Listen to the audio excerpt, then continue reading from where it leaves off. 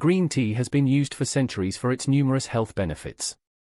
In this video, we will discuss how green tea can aid in intermittent fasting and weight loss.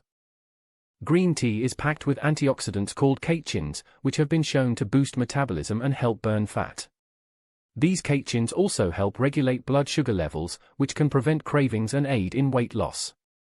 Additionally, green tea contains caffeine, which can increase fat oxidation and improve exercise performance.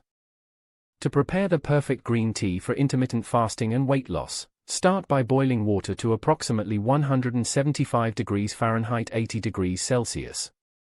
This temperature ensures that the delicate flavors and beneficial compounds in green tea are preserved. Measure 1 teaspoon of loose green tea leaves or 1 tea bag per cup of water.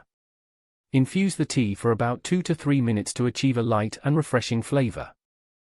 When incorporating green tea into your intermittent fasting routine, it's best to consume it during your fasting window. Since green tea is calorie-free and contains minimal amounts of caffeine, it won't break your fast. It can help suppress appetite, boost metabolism, and provide a gentle energy boost. Remember to avoid adding sugar or milk to maintain the benefits of green tea for weight loss.